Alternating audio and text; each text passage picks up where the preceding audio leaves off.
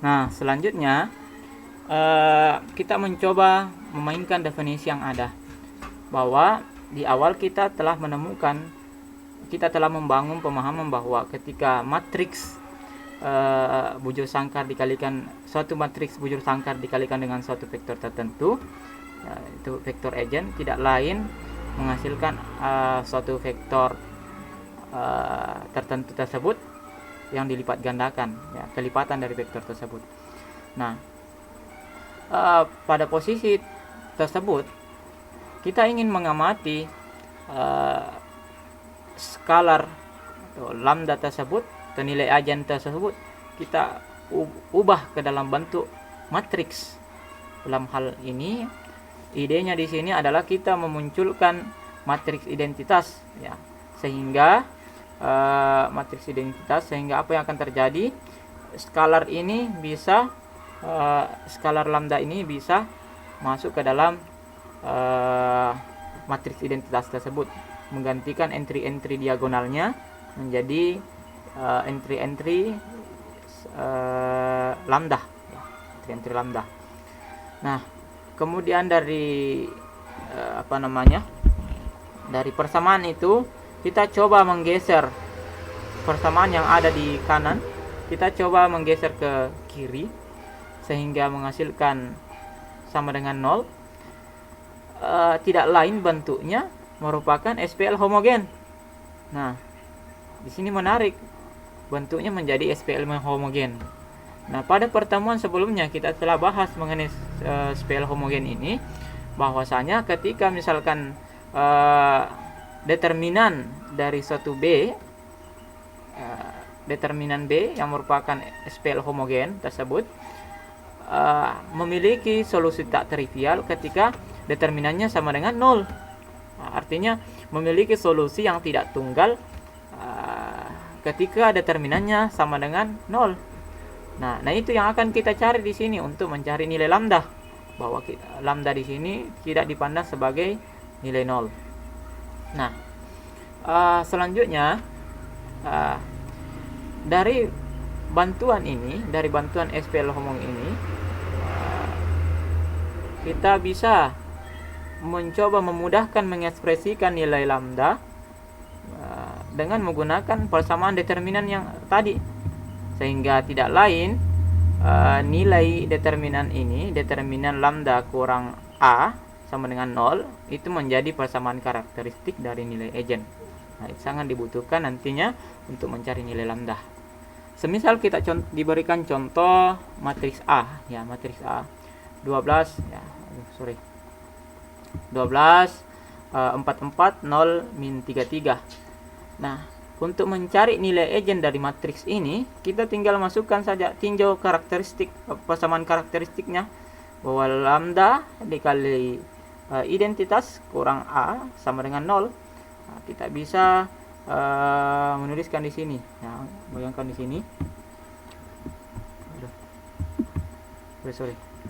Di sini nilai lambda, skalar lambda kemudian dikalikan dengan matriks identitas 1 0 0 1, kita menghasilkan entry-entry di sini akan menjadi lambda.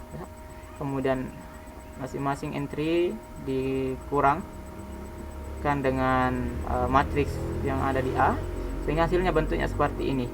Nah, kemudian kita cari determinannya.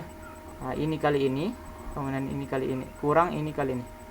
Lambda kurang 12 dikali dengan lambda kurang 44 dikurang 0 kali 33 sama dengan 0.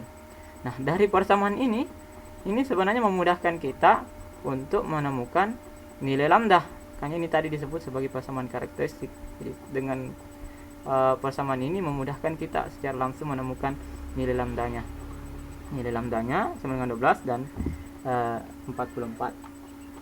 Nah, di sini kita mencoba mengamati contoh-contoh soal yang ada.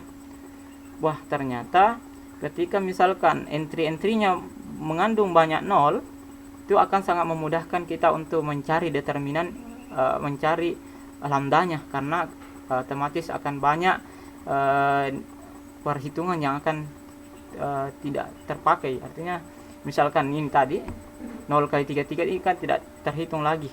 Jadi pada matriks segitiga atas, ini kan bentuknya matriks segitiga atas. Nah, begitu pula dengan matriks segitiga bawah, dan begitu pula matriks diagonal itu kan mengandung banyak sekali nol, sehingga satu saja nol yang mengkalikan dengan entry lainnya akan tidak membuat tidak berarti lagi nilai-nilai yang ada di dalam entry-entry tersebut. Nah, sehingga apa yang kita bisa bangun, kita bangun teorema baru bahwa jika sebuah matriks A bentuknya segitiga atas atau segitiga bawah atau matriks diagonal, maka nilai eigennya dari A itu adalah semua entry-entry diagonalnya. Nah, contohnya misalkan ini ya, saya kasih matriks 6 kali 6 ya. Ini besar-besar nilainya, tapi tidak perlu khawatir kalau begini. Ini kan bentuknya matriks diagonal, matriks segitiga atas. Nah, tidak, langsung saja kita tentukan nilai lambdanya berada pada entry-entry diagonalnya. Ya, lambda sama dengan 99, lambda sama dengan 23, lambda sama dengan 44, lambda sama dengan 34, lambda sama dengan 32, atau lambda sama dengan 3. Itu yang mudah berdasarkan teorema yang kita bangun. Nah, kita misalkan diberikan satu contoh lagi, contoh soal. Nah, tentukan nilai eigen dan vektor eigen matriks 1 0 0 0 1 1 0 1 1. Nah, langkah pertama yang kita selesaikan adalah kita tinjau dulu persamaan karakteristiknya untuk mencari nilai lambdanya. Nah, kita bisa menuliskan persamaan karakteristiknya seperti ini. Lambda 00, bergeser-geser ini aku. Lambda 00, 0, lambda 0, 00 lambda kurang 100, 011, 011 sama dengan 0. Nah, kemudian bentuknya akan menjadi seperti ini.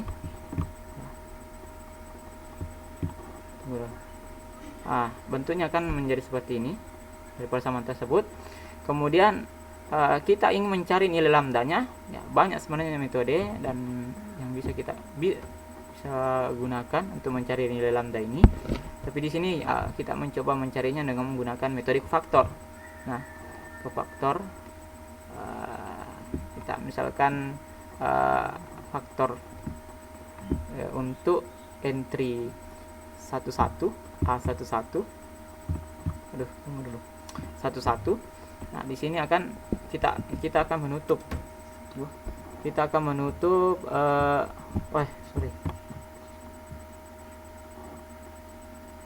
kenapa ini tidak ada anunya? Nah, kita akan menutup semua entry yang berada di sini. Nah, ini yang akan dicari